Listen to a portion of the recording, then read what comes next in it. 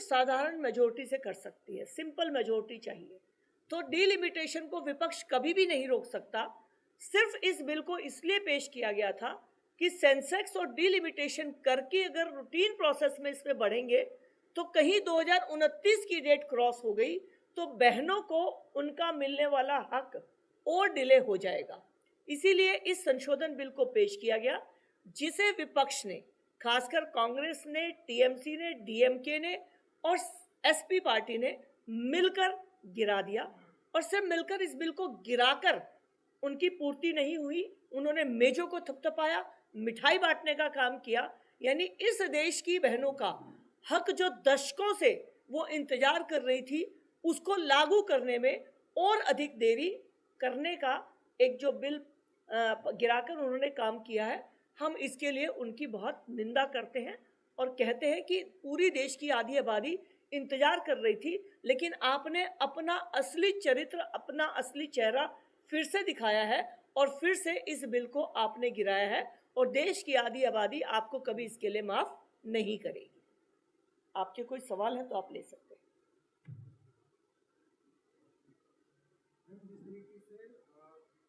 आदेश जारी हुआ कि सभी सांसद अपने लोकसभा में प्रेस कॉन्फ्रेंस करेंगे, क्या आगे की रणनीति क्या रहेगी? मैम, जमीन पर सड़क पर उतरकर इस तरीके से प्रोग्राम ऑर्गेनाइज करे जाए, प्रदर्शन किए जाएंगे? ये बिल सिर्फ सरकार से संबंधित नहीं था, ये बिल महिलाओं के हिस्सेदारी से संबंधित था और महिलाओं को इस बात का बहुत इंतजार था कि जैसे ये बिल पास होगा तो उन्हें विधानसभा, लोकसभा में उनका हक मिलने की तरफ वो उनका कदम बढ़ेंगे। अब जब ये बिल जानबूझकर, जिसमें किसी का नुकसान नहीं था, फिर भी अगर इस बिल को साजिश करके गिराया है तो देश की बहनों को, देश की बेटियों को पता होना चाहिए कि इन विपक्षी दलों का चेहरा क्या है, ये कहते क्या हैं और करते क्या हैं। तो इसीलिए जन जागरूकता का काम हम जरूर करेंगे। मैम, अभी चुनाव चल रहे हैं कई राज्यों में और ये बिल जो गिरा है आरक्षण पर 33% का, ये सीधा सीधा क्या असर पड़ेगा चुनाव में? इस बिल का इन चुनाव से कोई संबंध नहीं है, क्योंकि इस बिल को लागू होने के लिए 29 के लिए हम बढ़ रहे थे। तो इस बिल के पास होने का, जैसा प्रधानमंत्री जी ने कहा कि फायदा तो सबको हो सकता है कि बहनों को लगेगा कि जो राजनीतिक लोग कहते हैं वो करते हैं, लेकिन मुझे लगता है कि इस बिल से होने से सबका फायदा हो सकता था। नुकसान सिर्फ हमारी जो बहनों का हुआ है, उनके हक में देरी का हुआ है। प्रधानमंत्री जी ने राष्ट्र को संबोधन करते हुए कहा है कि ऐसा नहीं है कि मैं नहीं होने की तरफ आप सबको बढ़ने दूंगा, हम फिर से कोशिश करेंगे, फिर से प्रयास करेंगे, लेकिन और देरी की तरफ आज विपक्ष ने हमें बढ़ा दिया है। दिल्ली में सभी राज्यों की बहनें रहती हैं और दिल्ली एक मल्टी स्टेट हमारी ऐसा राज्य है जहाँ पर सबको अपना लगता है और यहाँ पर सभी बहन, सभी बेटियाँ बहुत मेहनत कर रही हैं। और दिल्ली ही क्यों, आज तो पूरे भारत के अंदर कर रही हैं। लेकिन मैं दिल्ली से लोकसभा की सांसद हूँ, तो मैं दिल्ली की बहनों को कहना चाहती हूँ कि आपने अपनी हिम्मत कभी नहीं छोड़ी है, आप अपनी मेहनत कर रहे हैं। राजनीति में आपका हक देने के लिए प्रधानमंत्री जी की कोशिश एक बार फिर से इन्होंने पीछे करने की कोशिश की है, लेकिन मुझे प्रधानमंत्री जी के ऊपर भरोसा है। इस बिल को पास कराने के लिए फिर से सरकार प्रयास करेगी और ये जो बिल है ये किसी एक पार्टी या एक राज्य के लिए नहीं है, ये पूरे देश की महिला शक्ति के, मातृत्व के लिए शक्ति देने का बिल है। मैम, एक सवाल है कि अगर ये साधारण सा सवाल है, अगर आम दिल्ली की जनता अगर ये बिल पास हो जाता तो साधारण शब्दों में महिलाओं को क्या क्या फायदा मिल सकता है, उस फायदों के बारे में थोड़ा बता दें। महिलाओं को जब से निगम या लोकल बॉडीज में आरक्षण मिला है, 33% मिला, फिर 50% मिला, तो आप ये देखेंगे कि राजनीति में एक आम घर की बहन बेटियों का विश्वास बढ़ा, क्योंकि वो उनसे जाकर मिल सकती हैं और जो महिला होती है वो परिवार के सदस्य के रूप में सबसे मिलती हैं। तो एक राजनीति में आम बहन का या आम परिवार का भी एक विश्वास बना। अब अगर ये बिल पास होता तो दिल्ली में सीटें बढ़ती और सीटें बढ़ने से जो बहनें ऐसे परिवारों से हैं जो राजनीति से नहीं है, उनको भी मौका मिलता। क्योंकि हमारी पार्टी में प्रधानमंत्री जी ने लाल किले से एक आह्वान किया है कि मैं 1 लाख ऐसे युवाओं को, बेटे बेटियों का आह्वान करता हूं, वो राजनीति में आए जिनके घर में से कोई भी राजनीति में नहीं है। समाज में परिवर्तन लाने के लिए नीतियों की आवश्यकता होती है और नीति निर्धारण सरकार के द्वारा ही किया जाता है। तो अगर एक आम घर की बेटी या कोई भी एक ऐसा बच्चा राजनीति में आता है जो पीछे से जिनकी पारिवारिक पृष्ठभूमि नहीं है, तो उनको अधिक आने का, क्योंकि सीटें सभी बढ़ती तो सबको मौका मिलता, कहीं ना कहीं सबके लिए ये एक अच्छी बात होती। मेरा दो सवाल है। पहला सवाल ये है कि तत्कालीन आंकड़ों के साथ 33% क्यों नहीं, और दूसरा सवाल ये है कि ठीक है, विरोधी जो भी कर रहा है, पार्टी अपने लेवल में ही 33% की घोषणा क्यों नहीं कर रही कि हम चलो जी 33% कर रहे हैं। आपने पहला सवाल किया कि 550 पर ही 33% आरक्षण क्यों नहीं किया। इस बिल को सबसे पहले 1996 में अटल बिहारी HD देवगौड़ा जी लेकर आए। 1997 में ये बिल लोकसभा में नहीं आया। 1998 में अटल बिहारी जी लेकर आए। 1999 में लेकर आए, लेकिन हमारी पूर्ण बहुमत की सरकार नहीं थी, हम इस बिल को पास नहीं करा पाए। फिर ये बिल कांग्रेस के टाइम में 2008 में राज्यसभा में आया और इसे 2010 में मनमोहन जी की जब सरकार थी, राज्यसभा में पास करा दिया गया, लेकिन इसको लोकसभा में पेश ही नहीं किया गया। यानी कांग्रेस ने कभी हिम्मत ही नहीं जुटाई कि जो बिल राज्यसभा से पास है उसे लोकसभा में ले आए, क्योंकि उनके गठबंधन के लोग इस बिल के हित में नहीं थे। 2010 से ये बिल ठंडे बस्ते में चला गया। अब जब प्रधानमंत्री जी ने 2023 में इस बिल को पास किया, तो जब नई संसद देश को समर्पित हुई, तो पहला बिल वहां पर महिला आरक्षण के लिए नारी शक्ति वंदन अधिनियम पास हो, इसके लिए इसको वहां पर सबसे पहले पास किया गया।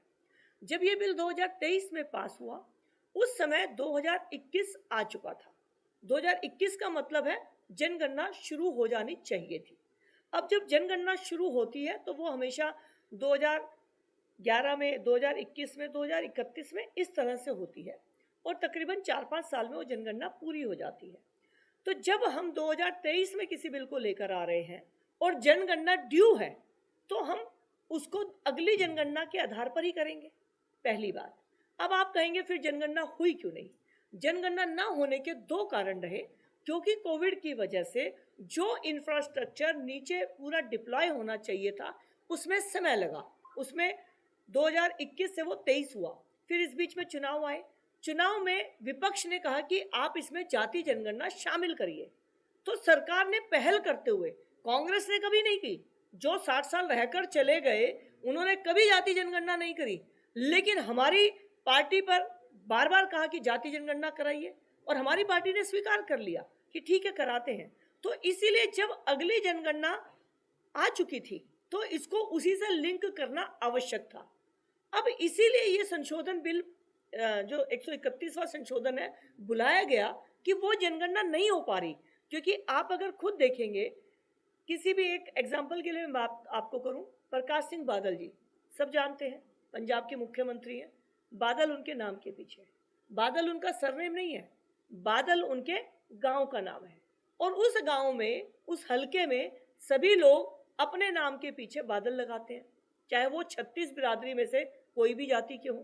तो ये प्रैक्टिकल प्रॉब्लम्स ग्राउंड पर आई जाति को ढूंढने में, इसीलिए लगा कि जनगणना में जाति शामिल करने से जनगणना में देरी हो रही है।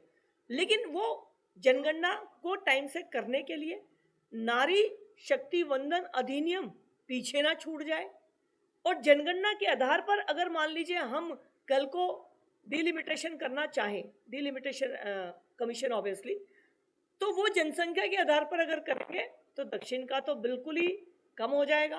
तो इसलिए सरकार ने वेटेज देते हुए एक ऐसा रास्ता निकाला कि उत्तर से दक्षिण, पूर्व से पश्चिम, जो 1976 में तय किया गया था वही वेटेज रहे, यानी किसी के साथ कोई अन्याय ना हो। तो क्षेत्रों के साथ यानी राज्यों के साथ न्याय हो रहा था, आरक्षित सीटों के साथ न्याय हो रहा था, महिलाओं के साथ हो रहा था, और जनगणना को जाति पे जाने के लिए सफिशिएंट समय मिल सकता था, कोई जल्दबाजी नहीं होती। तो ये तीनों अधिनियम इस देश के संविधान को मजबूत करने के लिए थे, किसी भी एक व्यक्ति के हक को ये कम या नुकसान नहीं कर रहे हैं।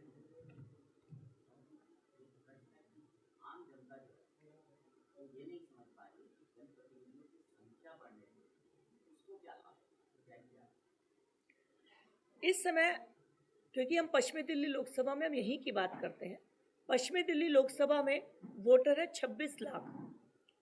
26 लाख वोट में आप समझिए कि 5 साल जनप्रतिनिधि, जो कि वर्तमान में मैं हूँ, मैं चाहूँ भी तो लोगों से मिल नहीं सकती हूँ। एक अगर हम 1976 की जनगणना पे देखें तो ये तकरीबन 10 लाख के ऊपर होना चाहिए। ऑफिसर्स और नेता में जो जनता को कंफर्ट देता है, जो उनकी बात को समझता है, उनकी तकलीफ को आगे रखने की कोशिश करता है, वो हमेशा नेता होता है। तो अगर नेता का क्षेत्र छोटा होता है तो वो अपने क्षेत्र में लगातार भ्रमण कर सकता है, लोगों से मिल सकता है, लोगों का उनके ऊपर विश्वास और उसका लोगों के ऊपर विश्वास रहता है। आपके एक घर में एक संख्या होती है, उस घर में अगर मान लीजिए एक घर में 20 लोग रहते हों या 5 लोग रहेंगे या 10 रहेंगे तो आपस में कोऑर्डिनेशन बेटर होगा। और जब डिलिमिटेशन रखा गया है देश में, 1976 में किया गया 54 करोड़ पे, आज 140 करोड़ पे अगर वही जनप्रतिनिधि हैं तो यकीन मानिए जनप्रतिनिधि को भी दिक्कत होती है। और जनप्रतिनिधि की दिक्कत को आप पीछे कर दीजिए, जनता को दिक्कत होती है। वो चाहे भी तो हम उनके क्षेत्र में बार बार कहते हैं आइए, क्योंकि इतना बड़ा क्षेत्र है तो हमारे लिए बहुत मुश्किल होता है, जनता को भी इससे बहुत दिक्कत होती है। अगर क्षेत्र कंट्रोल का हो, एक निश्चित संख्या उसके अंदर होगी तो लोगों का और जनप्रतिनिधि का जुड़ाव और नीति निर्धारण में, नीतियों के बारे में उनकी राय लेना, उनको सम्मिलित करना आसान होगा। इसीलिए प्रपोर्शनेट रखा जाता है। क्लास में भी रेशो होती है, क्लास में भी 30 बच्चे से ऊपर आप नहीं ले सकते। तो ये तो देश का सवाल है। मैडम, दिल्ली में महिलाओं की सुरक्षा को लेकर अक्सर सवाल उठते हैं कि अगर ये अधिनियम आता, नारी शक्ति अधिनियम आता, क्या इससे कोई बदलाव आता? देखिए, नारी शक्ति वंदन अधिनियम महिलाओं को मजबूत करने के लिए और समाज में एक बराबरी की भावना के लिए। जो इस तरह की घटना होती है उसमें 2 चीज़ें हैं। एक तो सरकार की तरफ से काम होना चाहिए, एक लोगों की मन स्थिति में बदलाव होना चाहिए। लोगों की मन स्थिति में बहुत बदलाव हुआ है। अगर आज आपसे मुझसे 20 साल पहले की बात करेंगे तो शायद बेटियां जिस तरह से आज निकलती हैं, बहनें रात को भी ट्रैवल करती हैं, 20 साल पहले सोच नहीं सकते थे। तो ये परिवर्तन दोनों तरह से आना चाहिए, सरकार की तरफ से भी और लोगों के माइंडसेट में भी। तो लोगों के माइंडसेट में परिवर्तन कब आता है? जब वो घर की बेटियों को बाहर निकालने के लिए सोचते हैं तो घर का माहौल बदलता है और समाज बदलता है। तो नारी शक्ति वंदन अधिनियम सीधे सीधे तौर पर देखने में तो आपको लगेगा कि ये संख्या बढ़ाने का है, लेकिन ये संख्या नहीं, ये भागीदारी बढ़ाने का है। और भागीदारी नीति में भी बढ़ाने का है, सामाजिक रूप से भी बढ़ाने का है, और बहनों को आर्थिक रूप से नीतियां बने इसको बढ़ाने का भी है। तो जैसे ये तीनों बिल आपस में लिंक है, ऐसे ही नारी शक्ति वंदन अधिनियम लागू करना भी समाज के लिए आर्थिक रूप से, सामाजिक रूप से हर तरह से आवश्यक है।